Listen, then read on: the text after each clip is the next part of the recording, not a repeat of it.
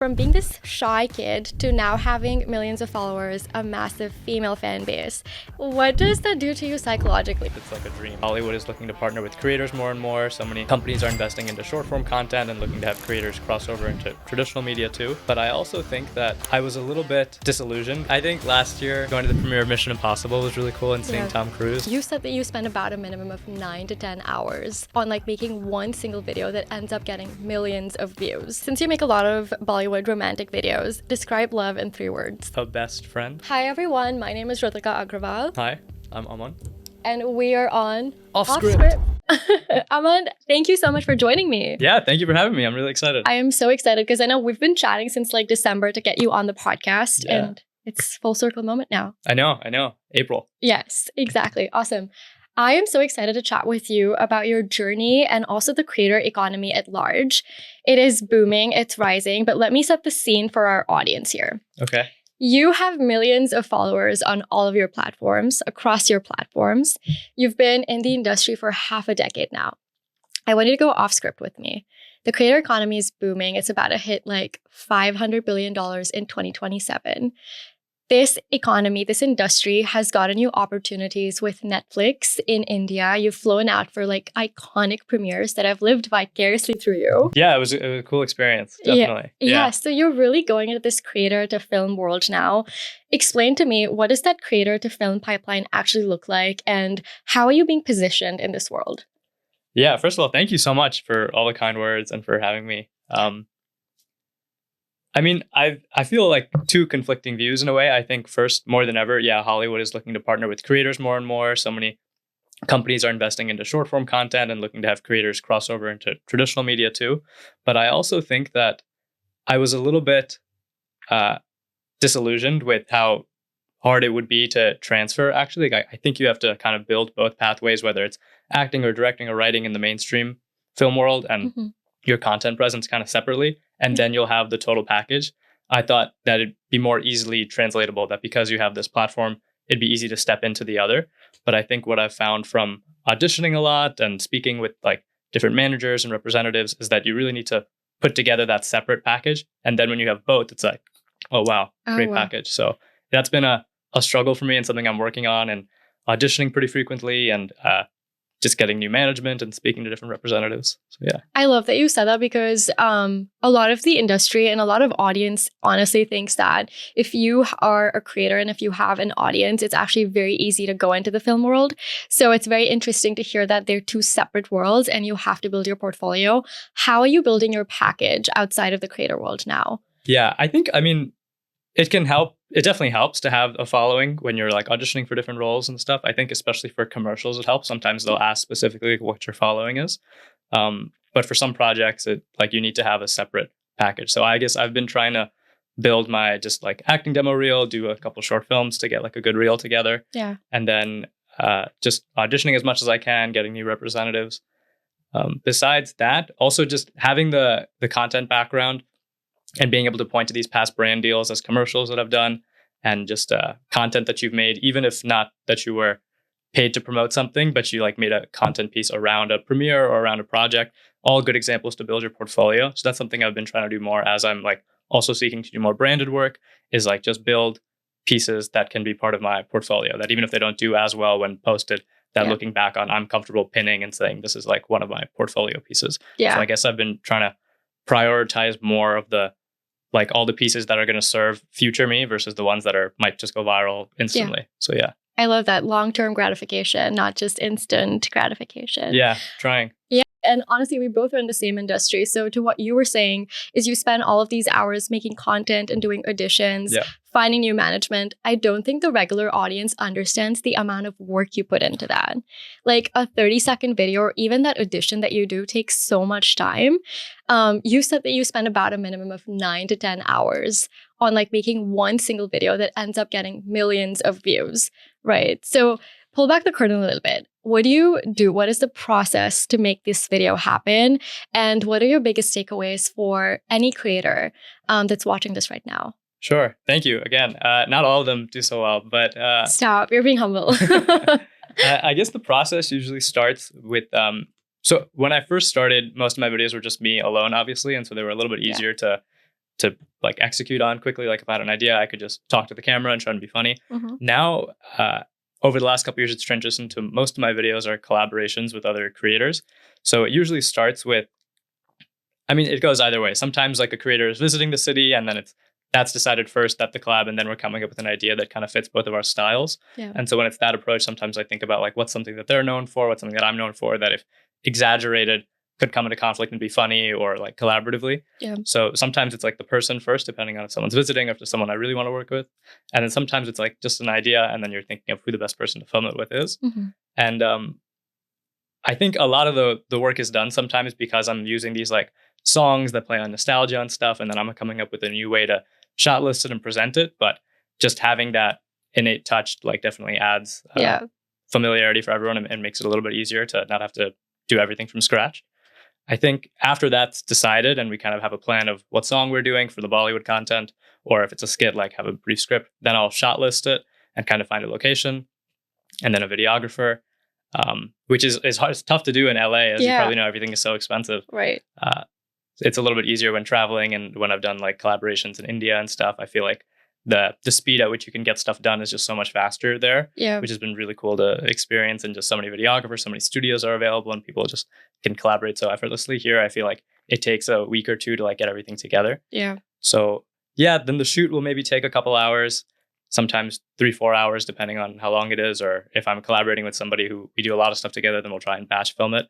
And then each edit, I'm very like, I feel micromanaging. I'm trying to work on let going a little bit, but I like want to edit every video. I've tried working with other editors to some success and some failures, but it takes me, around 9 to 10 hours to like edit some of these like 1-minute videos. Sometimes I can do it quicker, like if it's a blooper reel or something like that, but I'm just so particular.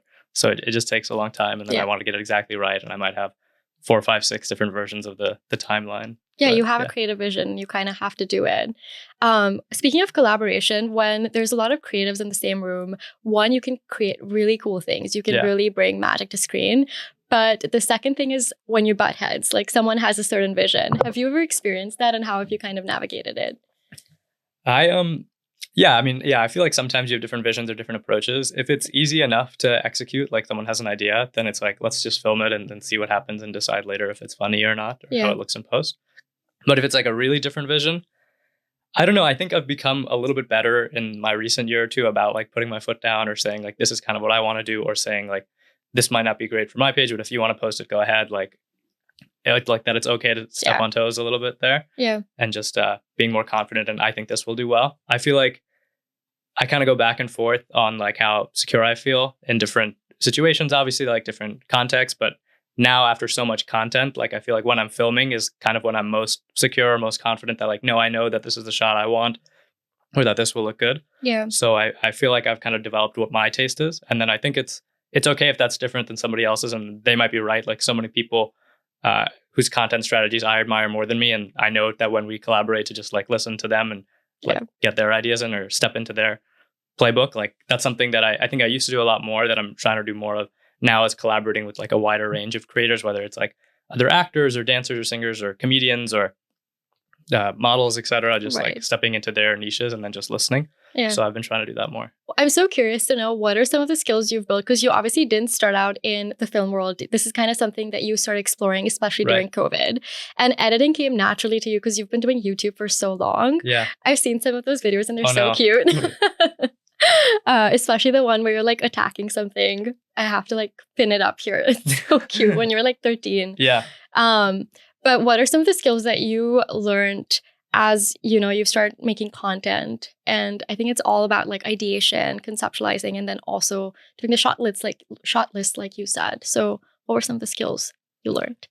I think the biggest skill that got honed in obviously was the editing. Like I had that background. I used to like experimenting with visual effects shots and stuff growing up, and just learning from YouTube.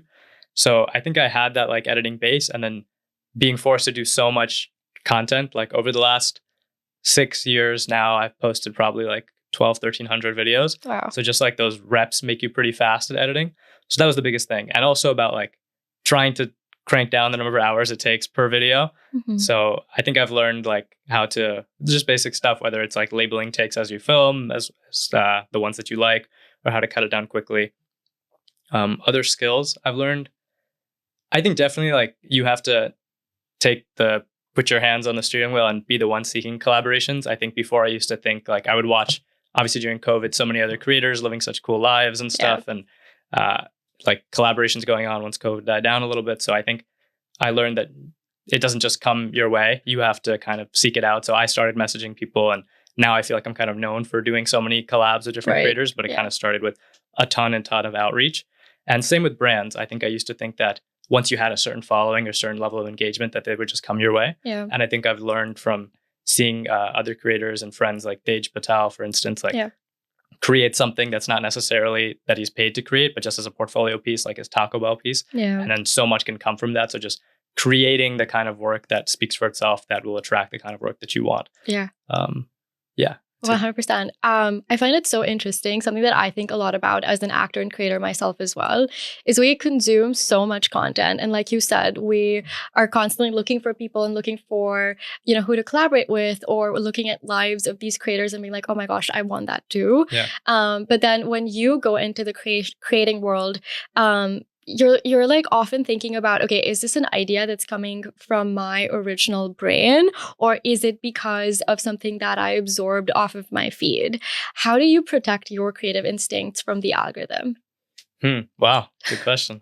I honestly, that's something I struggle with. I feel like maybe I would be better off if I did some more of the trendier content, because it's a mixed bag. Because I think because so many of the songs I'm using are these older songs, nostalgic stuff, they're a little bit more evergreen, or same for the skits. So that way, when YouTube Shorts came about like a couple years into Instagram and TikTok, I have this big back catalog that's still valuable. Yeah. That can still generate views for me on YouTube Shorts and can still like build a platform off of those videos, whether like just over time, because the videos are more evergreen versus if they were trends, maybe they wouldn't have been as useful in building a platform 2-3 years later. Yeah. But I think at the same time, that makes it harder to like keep up, you know, and like have a consistent output of 1 or 2 a week.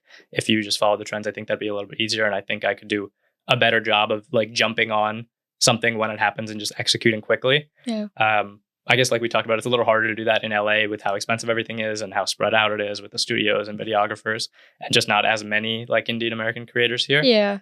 So that's one side of it. And then the other side, I think, is, like we said, I don't have to be so original with at least the Bollywood content, because once you pick the song, a lot of the work is done, right? A lot of the familiarity, people already like it, is there. So then it's just finding a new way to present it. And one thing that I try and think about, like I said, is if I'm collaborating with somebody, like what's something that they're known for? What's something that I'm known for, that if we like exaggerate those qualities can like come into conflict and be funny? Yeah. Or just whether it's like, it's a Bollywood song and then adding a little twist of like, oh, it's a dream sequence, and then it cuts back to reality and there's like some comedic moment to it. Mm-hmm. So I think I'm also just trying to watch less, you know, of Instagram. Is that actually happening though? Are you actually watching this? Yeah, I do a good job. Yeah. I've got like the screen time blockers and stuff, which I always forget to take off when I go to a party. Yeah. So it's like, I've got to wait 30 seconds to open this app.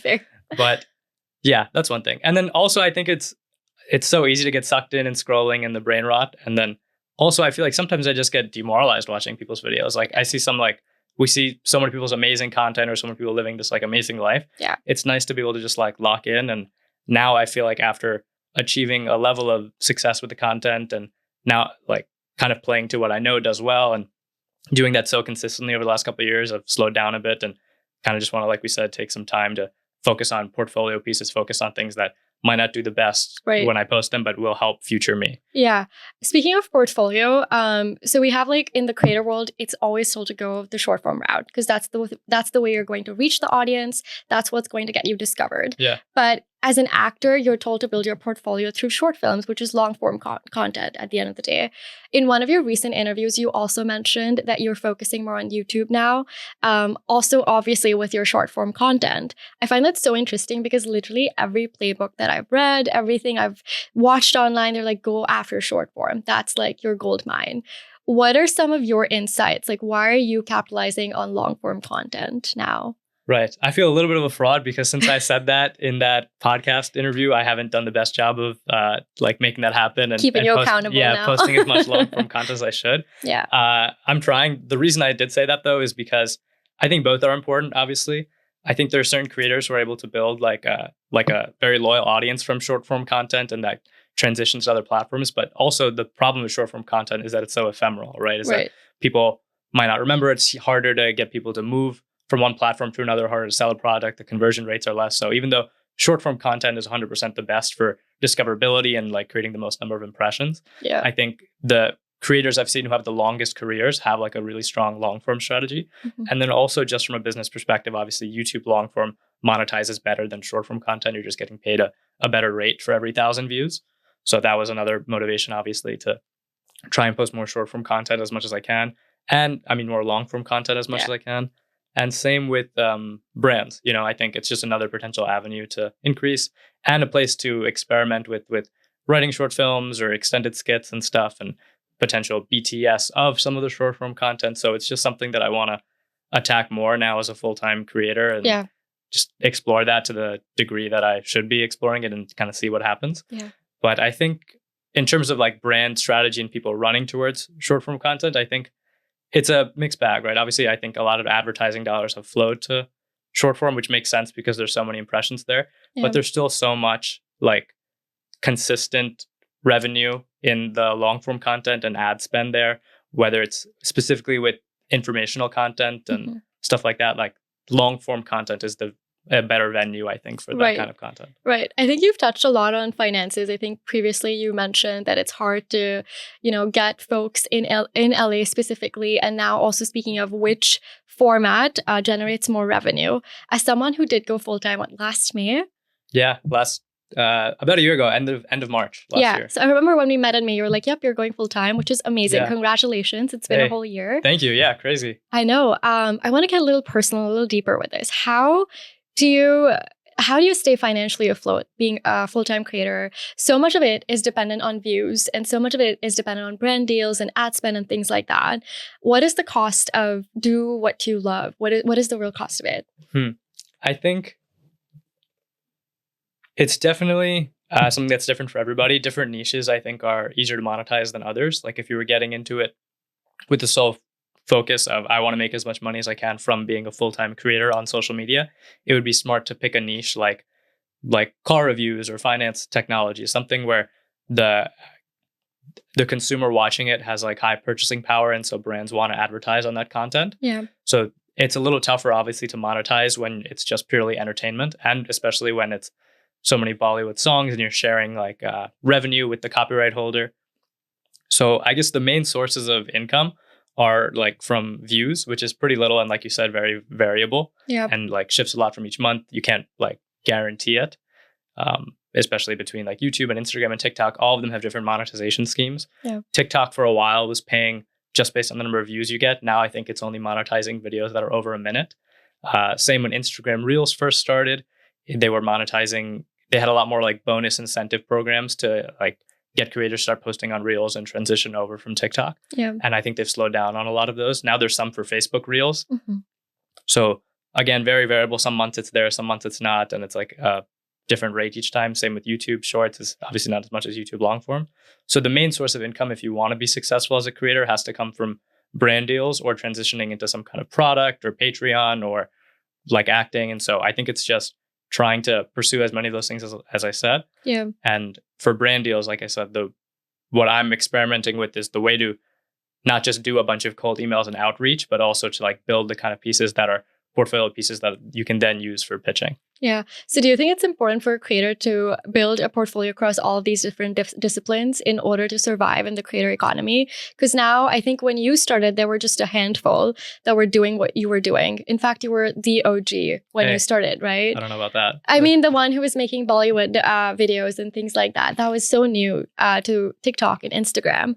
But now there's so many creators. Do they have to diversify their portfolio? What would you tell the creators listening right now? Right. This is something I go back and forth on because I feel like when I started, I post a lot of Bollywood content. I was posting a lot so I could get the advantage of just the algorithms reward that consistency and posting the same type of content. But also because I was posting so much, I branched out and I was trying to do like videos where I'm just trying to be funny or step into other people's niches. So I think it's smart to like train your audience to see you in different contexts. And I think that leads to like a long-term career. Like I feel like so often you see people make it really big and then step into another industry like fashion or these other verticals, and sometimes their audience doesn't follow along with them. Versus if you started with doing so many different disciplines, you become somebody, people just like your personality more than people like your specific type of content, which is, I think, always good.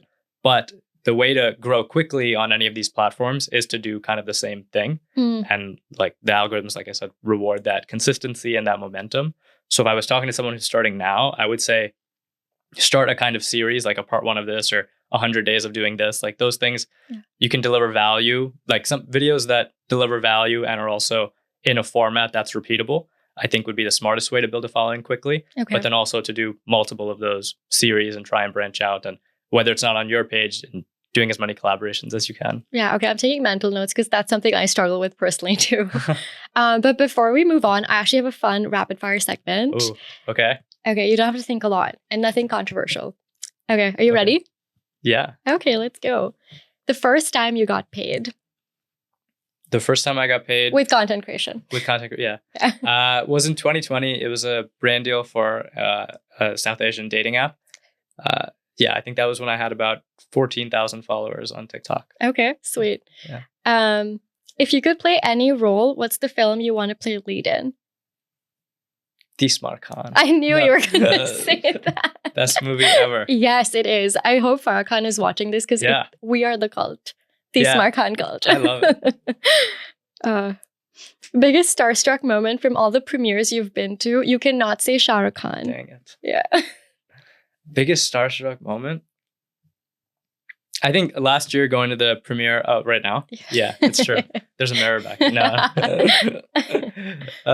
I think last year going to the premiere of Mission Impossible was really cool, and seeing Tom Cruise. I think my parents really instilled in me like a love of movies, and going to see the Mission Impossible movies with my dad growing up was always like a big thing.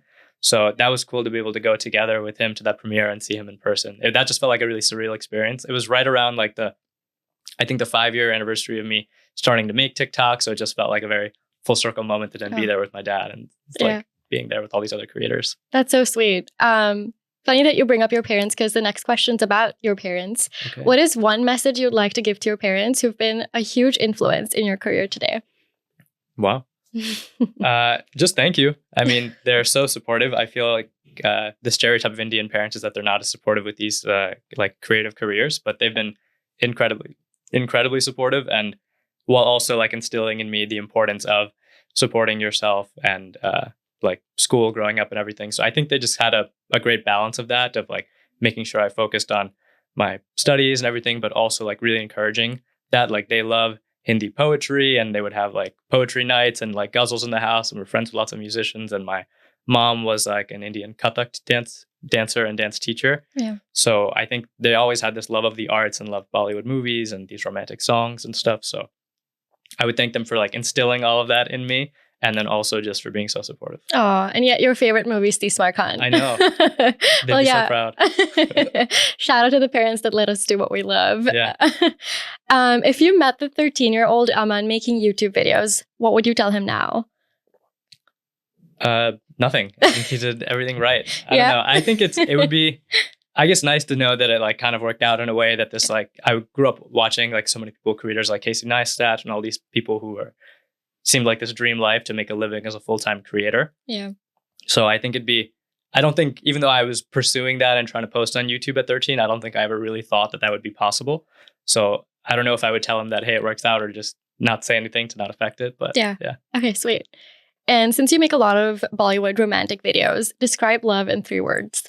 Describe love in 3 words? Yeah.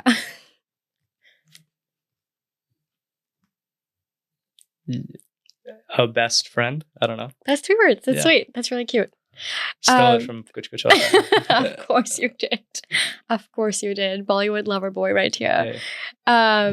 Awesome. That was actually a very good rapid fire round. Sweet. It's so funny. Every time I host, it was very good. Okay. Every time I host guests for rapid fires, I think everyone they all do so well. But if I'm on the flip side, I think I wouldn't be able to answer like half the things. I think you make everyone so comfortable and you create such a great environment. Thank you. I appreciate that. Okay, but moving on to our questions, I was getting deep and personal with you.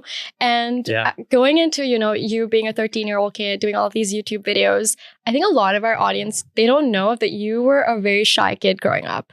which is really hard to believe. You started doing magic tricks to kind of interact with people. And then while you were making all of these videos, one Bollywood video, oh, sorry, one sec. I'm going to start over. One Bollywood video kind of blew up. It got 800,000 views in a week.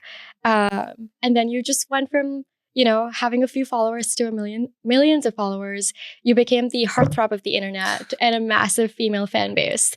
So what does that do to you psychologically?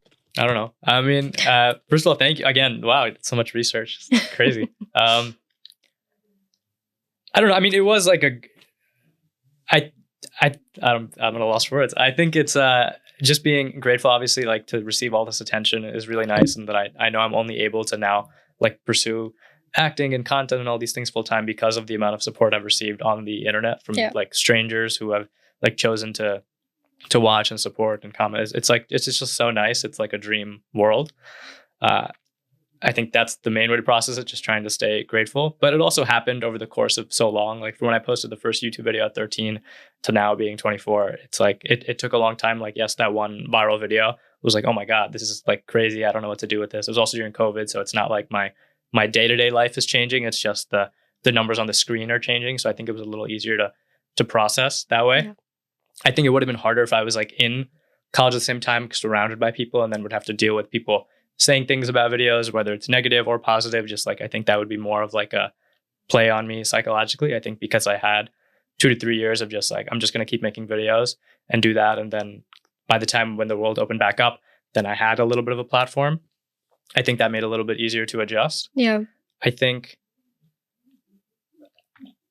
like we said about talking to that 13-year-old version, is that like, yeah, it all works out. I think between magic and all these things, all these ways for me to get out of my shell and ultimately like getting into social media and creating YouTube videos was all like kind of an escape. Yeah. So it's definitely like surreal to think about like this like world I created where I like present myself as so confident and all these things, like kind of like people believed. So yeah. I feel like I just conned everybody. No, I think the most important thing is that you believed in yourself. I think there's so much we stop ourselves from doing because we're in our heads. Like I do that so much. I don't want to post something. I don't want to do something because you feel like you're not good enough or how you're going to be perceived. How do you fight your internal demons? I think as long as you have like some good people around you, that helps a lot. Even when I was posting like these like silly visual effects videos in high school and middle school and like these fight scenes and stuff, like even though I think some people in school obviously would think it's like cringe and stuff, or even I was like, should I post this publicly? Yeah.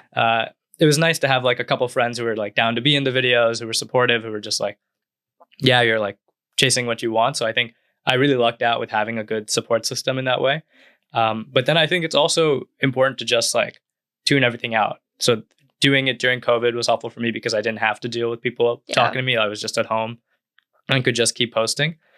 I think a lot of it is tuning it out, and a lot of it is you just build like a skin for it over time. Yeah. It's only the comments that are kind of true that kind of hit you the most, right? Yeah.